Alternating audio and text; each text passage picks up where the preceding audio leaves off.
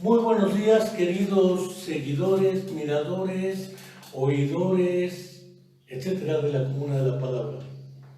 Como anuncié la semana anterior durante la entrevista que tuvimos con el doctor Iván Martínez Dunker a propósito del coronavirus, hoy quiero, en esencia, realizar una presentación bajo la dinámica del distanciamiento social. Hoy me encuentro, como se darán cuenta, en otro lugar, porque era necesario manejar que su sana distancia para evitar los contagios y otras cuestiones más. No quiero dejar de manifestar, como cada semana hago, cada programa, que pese al coronavirus y todo lo que para algunos pueda olvidarse, se cumple una semana más y aún la mentira histórica sobre los 43 estudiantes de la Escuela Normal Raúl Isidro Burgos de Ayotzinapa, Escuela Normal Rural, sigue pendiendo como una deuda histórica de Estado y del gobierno que hoy la encarna. No quiero dejar de recordarlo porque como compromiso asumido por la Comuna de la Palabra, siempre planteamos que este mensaje no dejaría de darse hasta que se brinde una explicación creíble, verosímil y que nos permita saber qué pasó con los 43 estudiantes de la Escuela Normal Raúl Isidro Burgos. No quiero tampoco dejar de recordar, como cada semana hago, que un año más, un mes más, una semana más, y Viridiana, nuestra estudiante de la Facultad de Psicología, sigue sin aparecer. Y como el compromiso lo establecimos también, no solo porque lo establecimos, sino lo establecimos porque es éticamente y políticamente inadmisible que sigan desapareciendo personas en nuestro país. No quiero dejar de enviar el fraterno saludo y abrazo a Angélica, su mamá, porque sabe que en cualquier circunstancia que estamos, seguiremos esperando a Viridiana.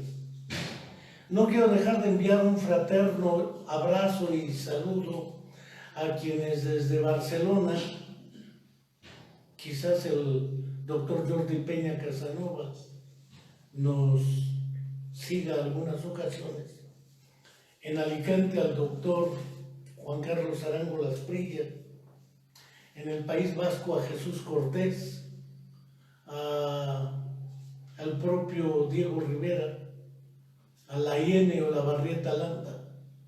No quiero dejar de enviar a quienes desde Madrid nos siguen saludos en esta hora difícil para ellos, al buen camarada Antonín Kosic en Praga o en Italia, en una hora también sumamente difícil.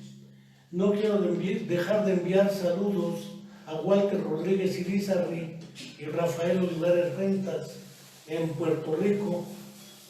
No quiero dejar de enviar saludos fraternos también a quienes desde Huancayo, Perú, Lima, Perú, Bogotá, Colombia y algunas otras ciudades de Sudamérica nos siguen.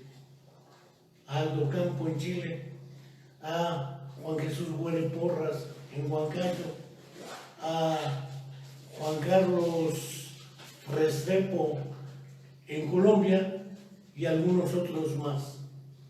No quiero dejar de enviar también saludos a quienes desde nuestra patria, México, en diferentes entidades de la República, desde Mexicali, Nuevo León, Veracruz, desde la Ciudad de México, Estado de México, desde Puebla, Tlaxcala, no cabe duda, Morelos, Guerrero, Chiapas, nos siguen. El día de hoy quiero comenzar por el final y luego seguir por el principio. Hace algunos años, cuando los doctores Gerardo Hernández Rojas, Frida Díaz Barriga Arceo, Marco Antonio Rigo Lemini y otros colegas que desde la UNAM, Universidad Nacional Autónoma de México, han venido trabajando en el ámbito de la psicología educativa, en varias ocasiones tuvimos el placer de contar con la presencia de un psicólogo, pero también educador catalán, César Coll y Salvador, a quien le mandamos fraternos saludos, en una presentación de un taller que impartió, cuyo título fue Mecanismos de Influencia Educativa y Habla, planteó una serie de elementos que hoy considero pertinentes. No quiero dejar de señalar que esta ocasión, todos los errores que cometa en términos de datación y citación se deben a que acudo a mi precaria memoria, en virtud de que no tengo aquí ni la información suficiente en libros, revistas, artículos de revista o fuentes que en mi área cotidiana de trabajo sí tengo. Hoy solo acudiré a mi memoria y con ello trataremos el asunto. Esa ocasión el doctor César Coll Salvador planteó dos conceptos presentados como modelo de análisis en la relación educativa, pero no solo la relación educativa, sino la relación de lo que era el hecho educativo, la interacción en el ámbito educativo y la categoría de interactividad. Tampoco quiero dejar de recordar que en esa época, algunos años atrás, ya había leído un trabajo del epistemólogo y biólogo suizo Jean Piaget, Les Mécanismes Perceptifs, o los mecanismos perceptivos, para el libro que no tiene traducción al castellano, donde planteaba que hablar de percepción implica hablar forzosamente, para el año en que lo escribió. Tengamos presente que el insigne Jean Piaget falleció en septiembre de 1980, y él planteaba para unos años antes que hablar de la percepción y los mecanismos de la percepción demandaba inexorablemente considerar una serie de leyes que regulan el hecho perceptivo.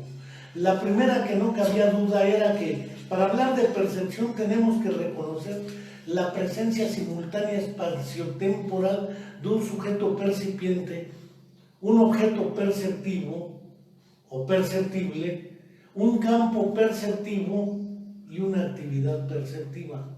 Fuera de ello, lo otro sería, si siguiésemos a uno de los fundadores de la psiquiatría clásica y creador de la definición más conocida de alucinación, entenderemos la alucinación como percepción sin objeto perceptible, una definición claramente clínica y psicopatológica, que naturalmente no considera el miembro fantasma amputado, porque ahí hay percepción sin objeto perceptible. Y naturalmente no tomamos en cuenta que en la actualidad nuestros colegas, por ejemplo en España y en el País Vasco, están a 7 horas de distancia de nosotros. No hablo de la distancia física, espacial, hablo de distancia temporal. Y sin embargo ellos acá y yo acá podemos vernos sin ninguna dificultad, en virtud de que la tecnología nos permite reconocer que hoy es posible mantener, gracias al desarrollo científico-tecnológico, una serie de mecanismos que nos permiten mantener la actividad perceptiva como una actividad plausible. Podemos mantener una relación sin mantener una relación física. Es decir, cuando el doctor César Coll Salvador explicaba la diferencia entre interactividad e interacción, él trataba explícitamente de diferenciar las relaciones espaciotemporalmente situadas en el contexto, es decir, el maestro frente al grupo, el alumno y la actividad académica escolar con base en los programas educativos y las actividades y tareas diseñadas. Sin embargo, cuando el docente desde su casa realiza o prepara las actividades de evaluación, aprendizaje, etc., desde su casa ya está interactuando con sus alumnos sin interactuar físicamente. Por ello, para César Coll era diferente la categoría de actividad de la categoría de acción o de conducta. La conducta debe ser observable, medible, cuantificable.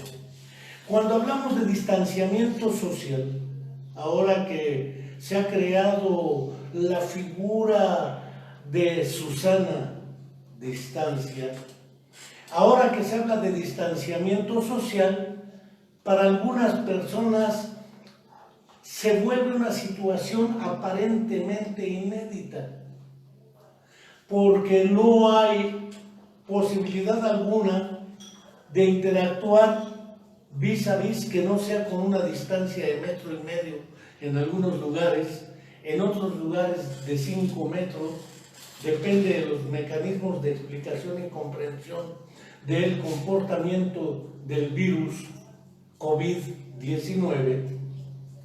Nos parece que es pertinente recuperar esta idea de César Coll Salvador. Podemos no mantener una actividad de interacción e intercambio entre unas y otras personas. Aquí se nos aparecen los animales, para los cuales estos fenómenos son también inéditos, el animal doméstico. Sin embargo, nos queda perfectamente claro que la posibilidad material de mantener la actividad y la relación es imposible. Esta idea de los comportamientos de distanciamiento, de desvinculación, de separación, de aislamiento y otros menesteres que se refieren, nos implica reconocer que a pesar de la supuesta sana distancia, existen otras condiciones que no impiden que, a pesar de que estemos solos, seguimos siendo seres humanos sociales por naturaleza, aunque no estemos interactuando en colectividades. Parece ser que la psicología mal denominada social confundió los términos de lo colectivo con lo social y redujo lo no social a lo individual. Considero que esa apreciación es insostenible y equívoca, y más en esta hora, porque el que rompamos la posibilidad de contagios masivos en el comportamiento colectivo no quiere decir que por reducir la actividad dentro de las colectividades se desaparezca o desvanezca el comportamiento como un fenómeno social. Y de aquí salgo de este final con el cual he comenzado para abordar un texto que leí antes de que le fuese otorgado el Premio Nobel de Literatura al escritor portugués José Saramago.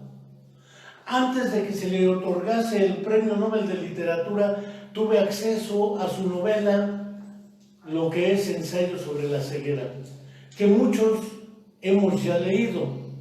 En esta novela se produce una ceguera espontánea, ceguera blanca, en un personaje que va manejando un auto y el semáforo cambia de rojo a verde y súbitamente se queda ciego y la persona no avanza. Los demás empiezan a presionar porque hay que avanzar en la vida que llevamos.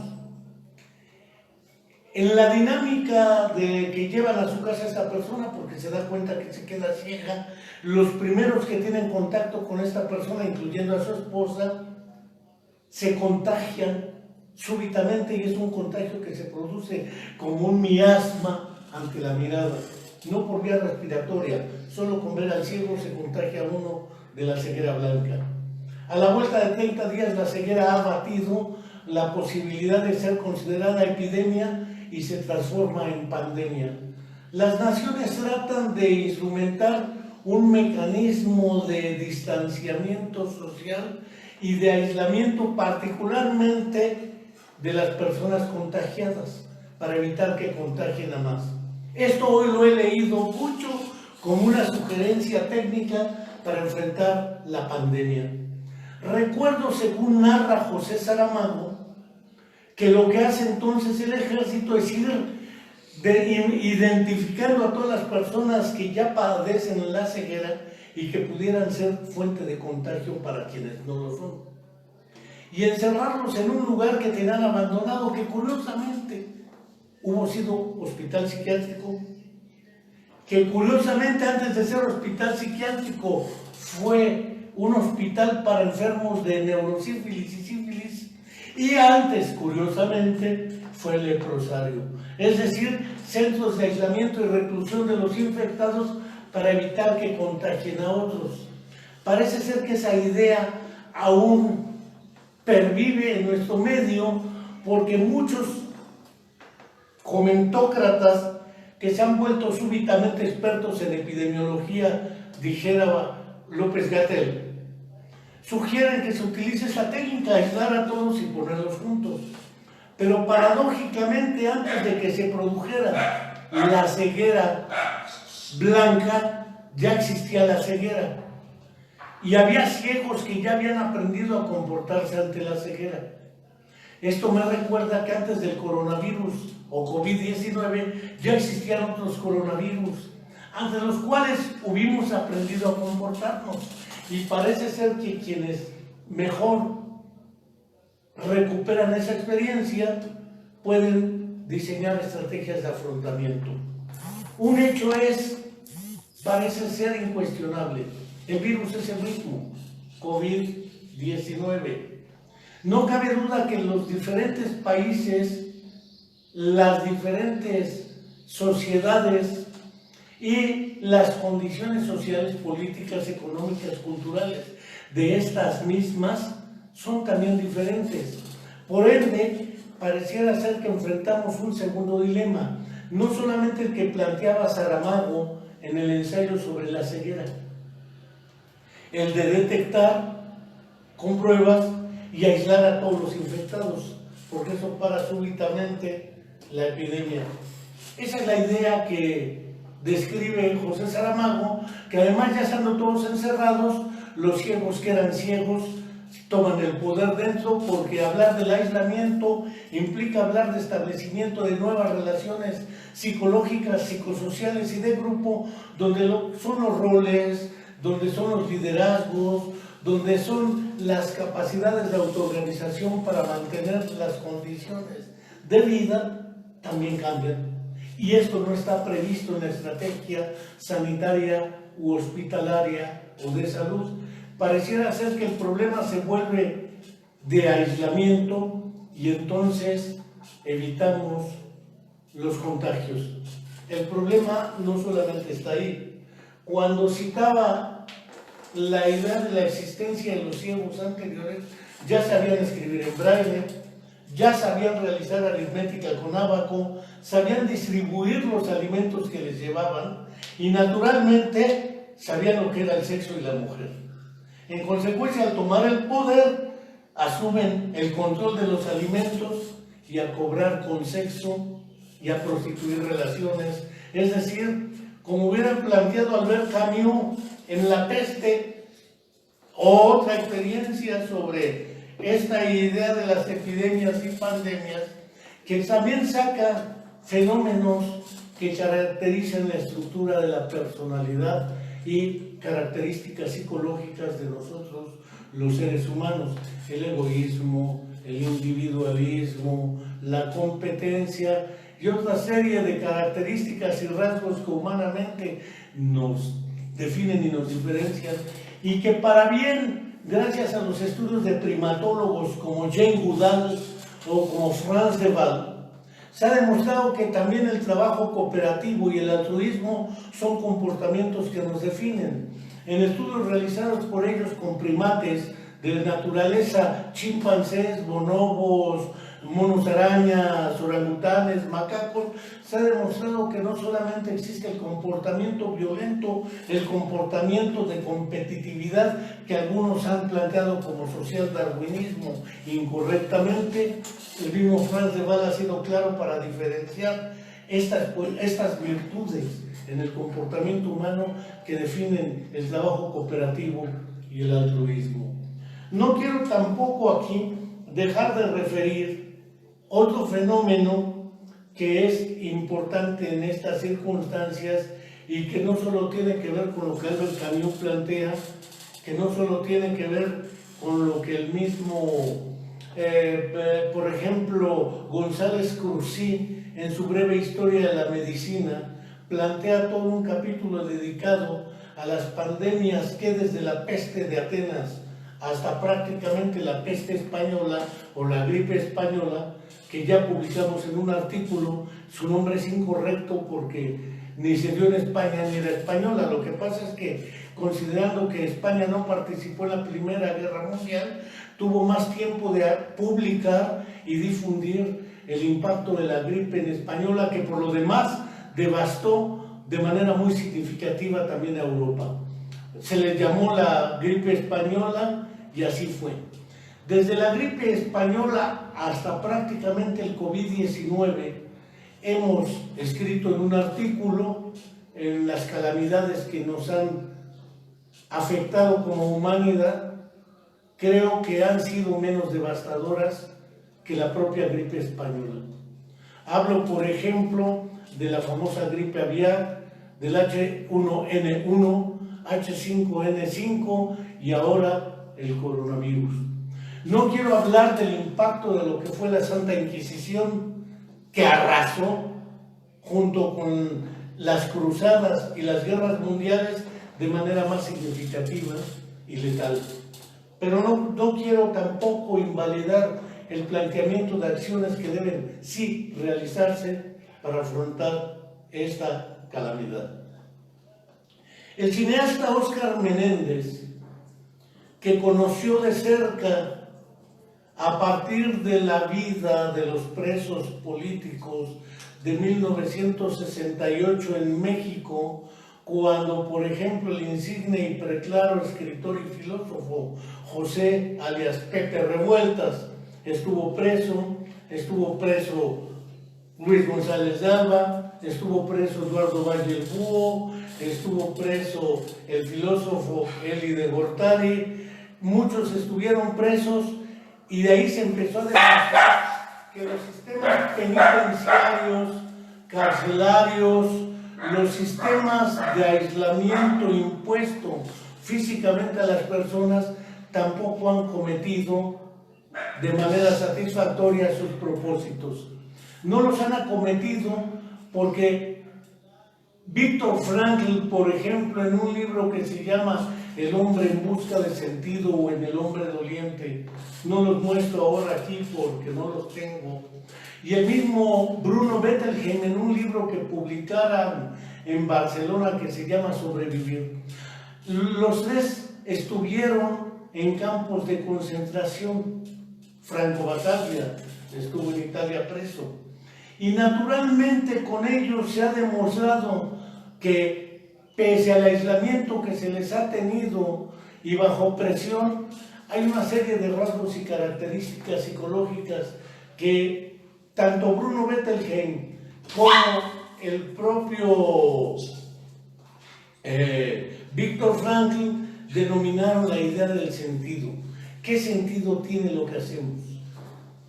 ¿Tiene algún sentido hoy el aislamiento que se ha determinado como estrategia para afrontar, entre otras acciones, esta pandemia? Creo que tiene sentido. Si no comprendemos, si no asumimos esta idea de sentido que tiene para nosotros este conjunto de acciones, no podemos en modo alguno afrontarlas satisfactoria o exitosamente.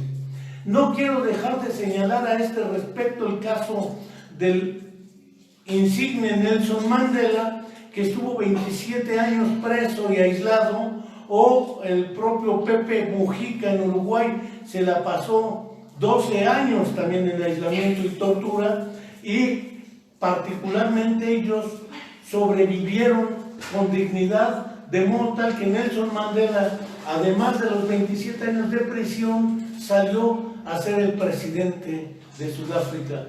Pepe Mujica, a pesar de los 12 años de tortura, salió íntegro para ser presidente del Uruguay. Y no cabe duda que muchas otras personas que han afrontado fenómenos como el aislamiento por encarcelamiento no deja de ser una condición que el filósofo español José Ortega y Gasset ubicaba nítidamente cuando decía: yo soy yo y mis circunstancias. Y las circunstancias que ahora afrontamos son circunstancias que indudablemente nos imponen la necesidad de tomar decisiones que, si bien es cierto, disminuyen nuestra interacción, no pueden disminuir nuestra interactividad. Porque yo desde aquí, cuando pienso este programa, el día de ayer no sabía de qué iba a hablar. Cuando pienso este monólogo, pienso en quienes me escuchan, en nuestros camaradas en España, en Italia, en Praga, quienes desde Francia nos escuchan y nos siguen, quienes en Perú, Colombia, Chile, Argentina nos siguen, y quienes en México nos siguen. Es decir, mi actividad no está separada de los otros, que son ustedes, sin los cuales, como decía nuestro premio Nobel de Literatura, Octavio Paz, en El laberinto de la soledad, para que yo pueda ser, debo ser otro, salir de mí, buscarme entre los otros que no son yo, los otros que me dan plena existencia. Y esos otros son ustedes, sin los cuales este programa no tendría sentido. Este monólogo, si no hubiera interlocutores y alguien me viese desde fuera, diría: ya se le fueron las cabras al monte a Enrique, porque no hay interlocución. Y sin embargo, pese a que no hay personas físicamente aquí en este monólogo, más allá de quienes me acompañan, mi familia, no tendría sentido esta actividad y se volvería una actividad que raya en la psicosis, porque estaría fuera de la realidad. Y aún estando aquí en aislamiento, autoimpuesto y asumido deliberada y voluntariamente, no tengo la menor duda de que es una actividad social, no es una actividad de masas, pero sí es una actividad que tiene impacto, eso creo. Por otro lado, decía el buen cineasta Óscar Menéndez que esto es como un llamado encarcelamiento domiciliario, en el cual podemos realizar muchas cosas, no solo como individuos, sino como grupo. Como grupo familiar tenemos roles. Como grupo familiar tenemos, además de roles, tareas y actividades. Como grupo familiar no nos vamos a volver ahora un muégano. Un muégano en México es un dulce de nuez probablemente, o de alguna cosa así, que se adhiere con caramelo y quedan todos pegados uno al otro. No hay necesidad de asumir el comportamiento muégano cuando cada quien, antes de estar ahora en este aislamiento, realizábamos actividades. A esto el doctor Alberto Leónidas Merani Colombo, en un viejo trabajo, le denominó el efecto de masa, y aquí seguía a Henri Vallon cuando hablaba de efecto de grupo, y los psicólogos de la Gestalt que realmente lo habían planteado en la idea de que el todo es diferente a la suma de las partes. Aquí no estamos todos para adherirnos, negándonos todos y cada uno de nosotros.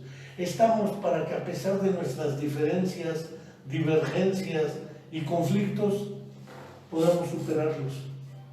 Porque no hay tormenta que pase o que dure 100 años. Todo, decía el buen Heráclito de Efeso, nadie se baña 2 veces en el mismo río. porque todo está sujeto a las leyes del cambio. Quiero señalar también que no solamente esta idea que plantean Camus, que plantean quienes he referido, nos lleva al fenómeno del encierro. La presencia mismo de los más media, de los conflictos ideológicos, lucha de clases que se manifiestan intereses de grupo, de poder y de clase, donde para ir denostándose los unos a los otros, se genera psicológicamente un efecto que se llama el miedo o pánico, y que el buen Rafael Pérez Gay, al escribir primero su libro El cerebro de mi hermano, al que le mando también un saludo al buen Rafael Pérez Gay, señala que ante un proceso demencial de su hermano, toda la familia entró en un proceso de ansiedad, angustia y desesperación. A esta tríada de síntomas que tienen que ver con lo que pudiera ser llamado un trastorno de ansiedad, según los criterios del Manual Diagnóstico y Estadístico DSM de los trastornos mentales número 5 o 4 o 4TR, no cabe duda que la ansiedad, la angustia y la desesperación nos acompañan siempre que no encontramos, que no sabemos y que tenemos la inseguridad permanente de qué va a pasar. Un miedo ante lo indefinido. Y eso puede provocar dos sentimientos. El sentimiento de indefensión. Estamos indefensos ante algo que no conocemos, y entonces la duda sistemática de todo es que no nos dicen la verdad, es que ha de haber más de los que nos dicen, el gobierno nos está ocultando, o la inversa, hay tan poquitos, como dice el gobierno, que ¿para qué nos encerramos? En México hay menos de 500 y hasta ahora 5 muertos, afortunadamente. En Morelos hay hasta ahora 2 y ni un muerto. Pareciera ser que para muchos es una exageración. Sin embargo, parece ser que el no saber, el no tener certeza, genera el síndrome de los tecolines. Los tecolines eran un trío que cantaba boleros en México y que todas sus canciones hablaban de ansiedad, angustia y desesperación vinculadas al amor o al desamor. Por eso el buen Rafael, que es un excelente cronista, decidió bautizarlo como el síndrome de los tecolines. Y esto era lo que se mostraba ante un fenómeno desconocido para ellos en ese momento, un proceso demencial de su hermano, donde iba desapareciendo psicológicamente y sin embargo estaba físicamente. Y ello me lleva a la otra idea de distancia social. Ciertamente el hermano de Rafael Pérez Gay, José María Pérez Gay, que por lo demás fue muy cercano colaborador de Andrés Manuel López Obrador cuando fue jefe de gobierno en la Ciudad de México, fue demenciándose progresivamente, perdió la memoria, perdió la capacidad de reconocer a sus familiares y quedó en un estado prácticamente vegetativo. Como Rafael Pérez Gay y su familia, muchos se preguntaban, sí es cierto, está con nosotros físicamente, pero está ausente. Entonces, tenemos que armarnos de elementos de juicio suficientes para entender que la distancia física no es necesariamente distancia psicológica, afectiva y emocional.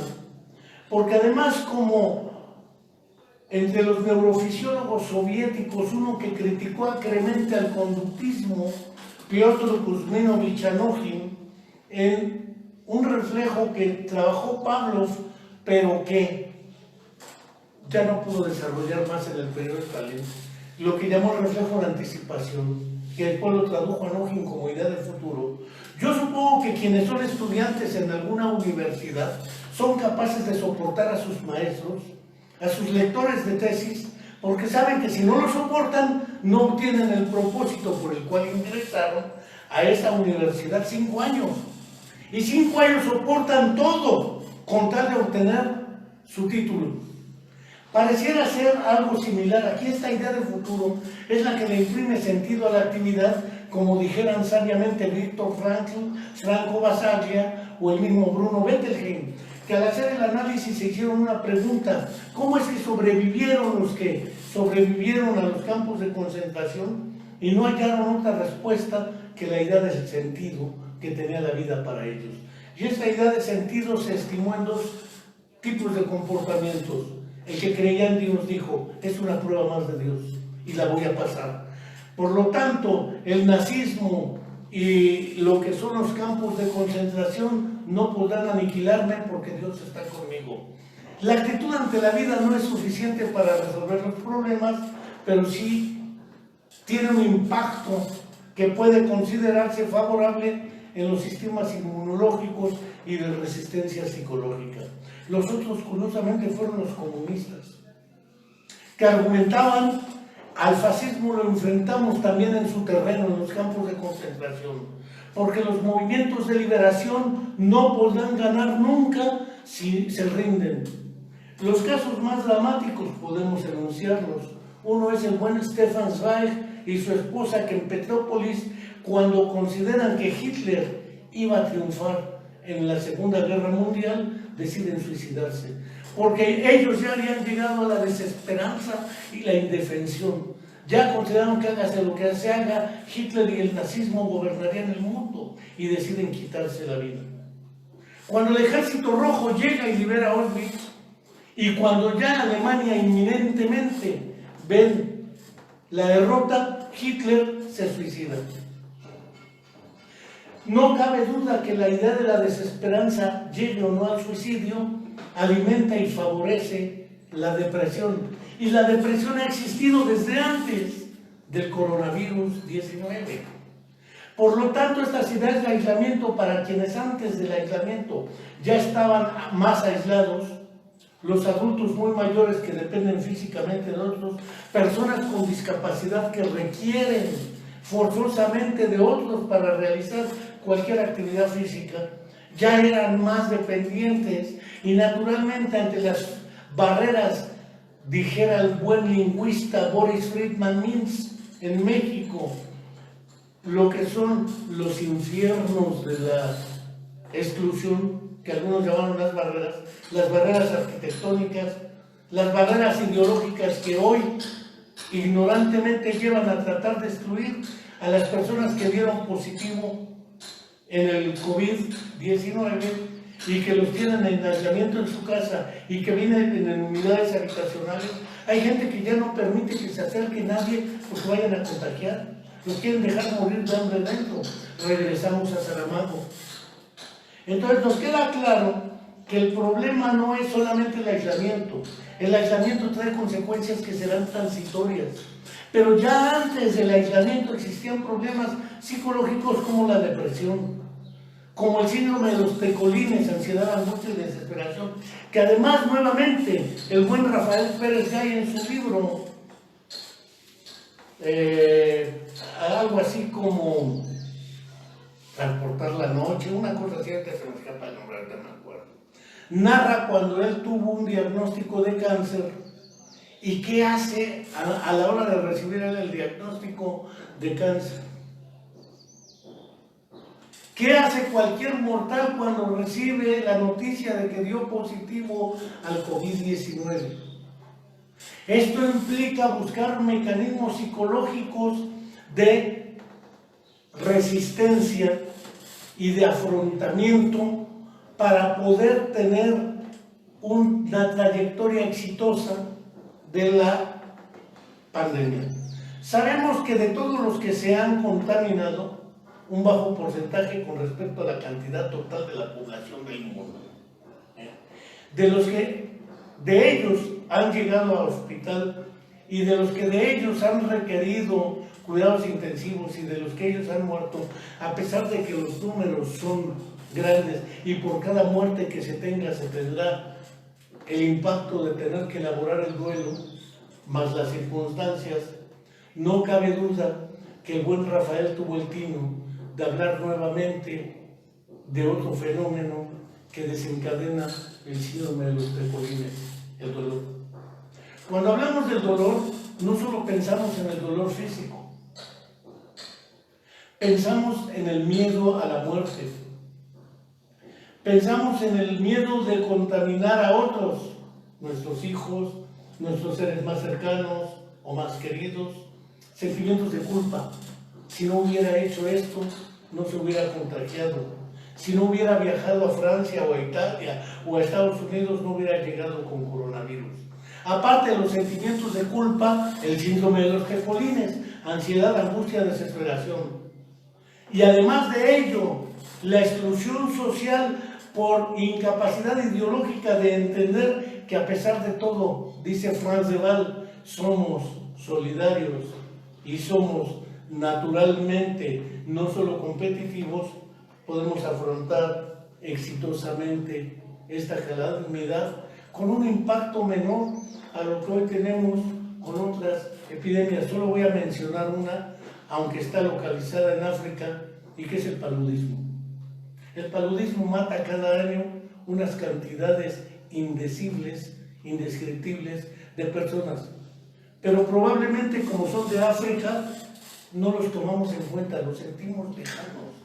Y esa sensación de lejanía nos impide reconocernos en nosotros. Esas ideas que señalo nos llevan entonces a que hablar de estrategias de afrontamiento psicológico ante la coyuntura nos lleva a recuperar la parte más íntima de nuestra existencia, nuestra propia naturaleza humana. Pero además de ello, nuestra capacidad social, que no necesariamente colectiva, para afrontar desde el espacio y la trinchera que cada uno tenemos responsablemente las tareas necesarias que nos ayuden a paliar, mitigar y reducir la letalidad, la distribución, la incidencia y todo lo que queramos utilizar con criterios epidemiológicos. Lo que no cabe duda es que hablar de consecuencias psicológicas son también personales. ¿Qué va a pasar cuando uno recibe diste positivo? ¿Cómo vamos a enfrentar familiarmente la situación? Nuevos problemas que surgen por efecto de grupo o de masa en las formas de convivencia. Y lo más dramático, porque esto se considera poco, nuestros modelos de desarrollo económico han sido desde que el viejo barbudo Karl Marx y el otro barbudo Friedrich Engels dejaron claro que es una sociedad dividida en clases sociales, donde unos no pueden, porque de otra manera no accederían a los bienes necesarios para su sobrevivencia, como es la alimentación, el salario y otra serie de recursos, no pueden aislarse. Es aquí donde parece ser que nuevamente la epidemia del coronavirus 19 nos lleva a la necesidad de retomar conciencia de que lo que alguna vez Andrea Cornea en la ONU publicara un trabajo con el título Ajuste con rostro humano. En dicho trabajo planteaba que las políticas económicas neoliberales era necesario realizarlas considerando un rostro humano para evitar este proceso de eliminación social que caracteriza a los modos de producción capitalista en su fase neoliberal. No quiero dejar de señalar que así como Andrea Cornea, un personaje que se presentó en dicho evento de nombre Chavdar Kuranov, presentó un trabajo que el evento se llamó ¿Qué mundo vamos a dejar a nuestros hijos? Chavdar Kuranov propuso cambiar el nombre de su conferencia, no como le sugirieron, ¿qué mundo vamos a dejar a nuestros hijos?, sino invertir la ecuación, ¿qué hijos vamos a dejar en nuestro mundo? Y él planteaba entonces regresar a tres hechos: la educación formal en la escuela, la educación no formal en la familia y en la sociedad, y, no cabe duda, la educación que como especie humana merecemos recuperar para tratar de entender de manera sistémica, dinámica y compleja nuestra realidad. Regreso al doctor César Coll y Salvador, porque esta idea de la interactividad y de la interacción me condujo a mí particularmente, y en esa ocasión lo discutíamos y lo comentábamos con los doctores Frida Díaz Barriga Arceo y con el doctor Gerardo Hernández Rojas. Parece ser que este ha dado en el clavo de que el problema de que más, como lo hubieran planteado el psiquiatra de Palo Alto, Paul Watzlawick, o las mismas teorías constructivistas de lo real, somos capaces de construir este mundo que hemos destruido. César Coll, sin proponérselo en ese momento, dio la salida que me parecía clave. No es cierto que el niño construye su mundo, es una construcción social del mundo, una socioconstrucción donde sea de manera individual o colectiva, vamos diseñando y confeccionando tareas, actividades, programas, estrategias y tácticas que nos permitan lograr salir de la mejor manera de esta etapa que ciertamente para algunos se ha magnificado o para otros no se ha asumido en su exacta dimensión en algunas regiones.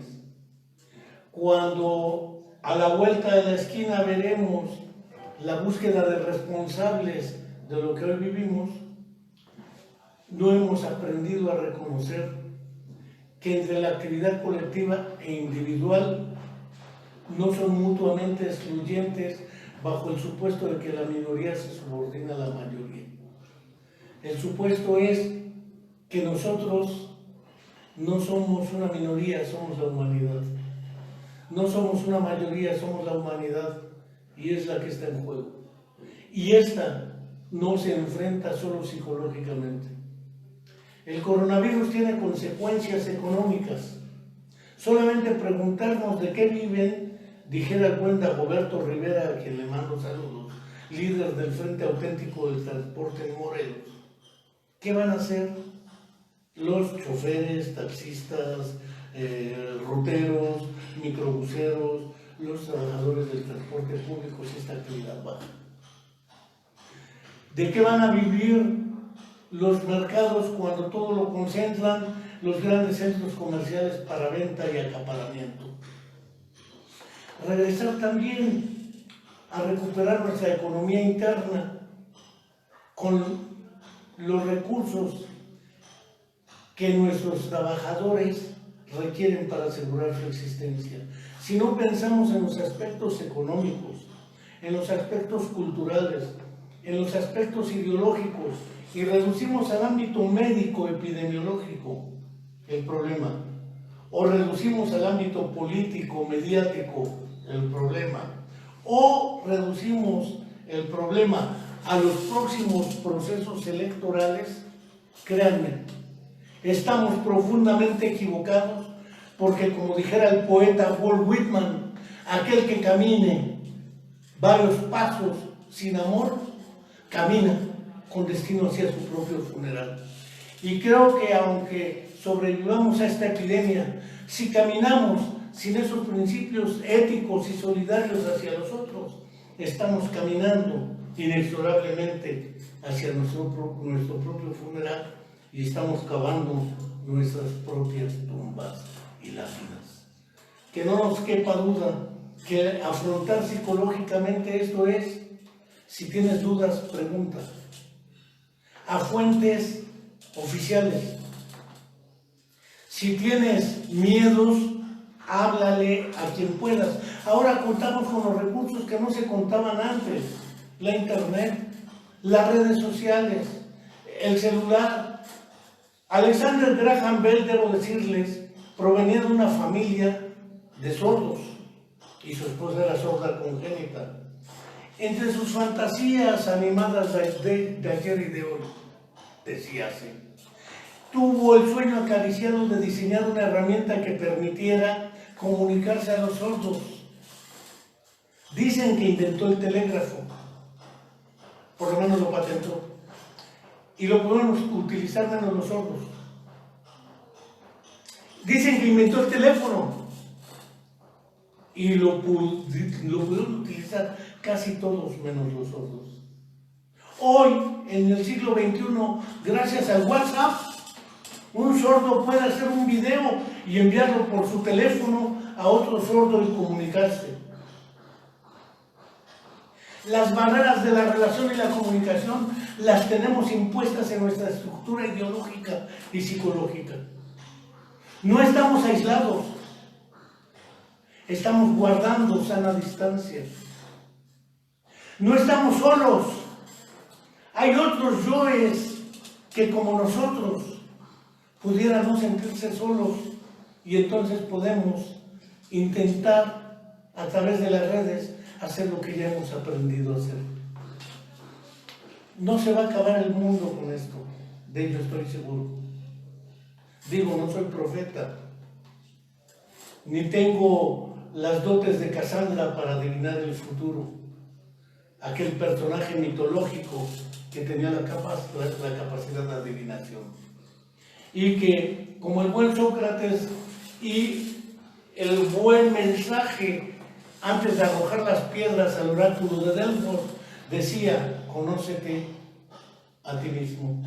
Antes de pedir esa idea de futuro, que nos digan qué va a ser, si no se conoce uno en esa dimensión temporal e intemporal para proyectarse con un sentido hacia el futuro, la vida carece de sentido, y entonces síndrome de los tecolines, desesperanza, desesperación. Y ya el filósofo italiano, desde los cuadernos de la cárcel, porque él estuvo en la cárcel, y desde ahí estuvo, escribe y escribe y escribe el hombre, escribió un trabajo que se llama Contra el pesimismo, previsión y perspectiva. Hoy tenemos la oportunidad de aprender de esta etapa, y tenemos la oportunidad de plantearnos ante el pesimismo para algunos la perspectiva y la previsión de cómo podemos llegar a ello. No quiero cerrar esta larga perorata, este monólogo, que, como decía el buen Lev Semyonovich Vygotsky, es un diálogo interiorizado con las otras voces interiores de las cuales hablaba el gran Víctor Hugo en sus poemas de Entre el crepúsculo de la noche y el crepúsculo del amanecer. No solo hay silencio, también hay palabras que nos decimos a nosotros mismos, como si portáramos otro yo que no somos nosotros, dentro de nosotros, migo, que me permite hablar conmigo, y tú puedes hablar contigo, y él puede hablar consigo. Migo, tigo y sigo es la síntesis de esos yoes que el Víctor Hugo decía entre el crepúsculo y crepúsculo, y que Lev Vygotsky hablaba del diálogo interiorizado, construido sintéticamente como monólogo. Hasta la próxima. Muchas gracias.